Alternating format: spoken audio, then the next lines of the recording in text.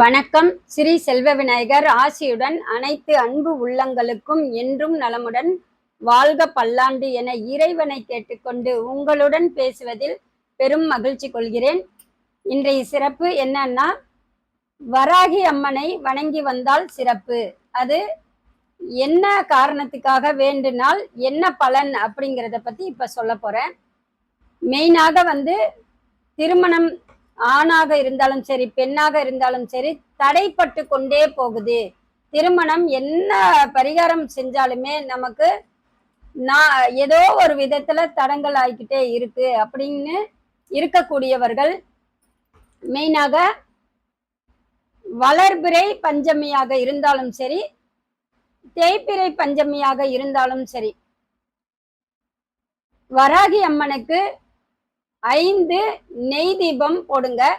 அந்த 5 நெய் தீபம் போடுவது வெள்ளைத்திரியே போடுங்க, நெய் தீபம் போடுங்க, மண் தீபத்துல போடுங்க. வெள்ளைத்திரியே பஞ்சு திரியே போடலாம். நம்ம சிகப்பு திரி போடணும், பச்சை திரி போடணும் அப்படிங்கிற எண்ணங்களே விட்டுடுங்க. நார்மலாக பஞ்சு திரி போட்டாவே போதும். 5 நெய் தீபம் போட்டு அம்மனுக்கு வேண்டுதல் வைங்க.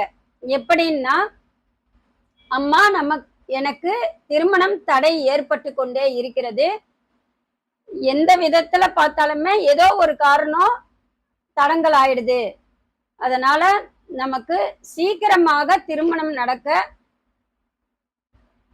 எனக்கேத்த குடும்பத்திலிருந்து வரன் திருமணம் ஆகணும். அதுக்கு நீங்க எங்களுக்கு நடத்தி வைங்க. திருமணம் ஆன பிறகு கணவன் மனைவியாக உன் சன்னதிக்கு மஞ்ச புடவை எடுத்து வைத்து பூஜைக்கு தரம்மா அப்படின்னு சொல்லி வேண்டுதல் வைத்துட்டு கும்பிட்டுட்டு வந்தால்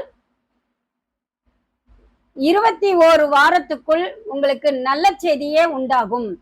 கண்டிப்பாக நல்ல வரன் அமைச்சு திருமணம் நடக்க நிச்சயம் செய்யறது மாதிரி வந்துடும். கண்டிப்பாக இதை வணங்கிட்டு வாங்க. வராகி அம்மன் உங்களுக்கு துணை தருவாள். நல்லதே நடக்கும், நன்மை பிறக்கும்.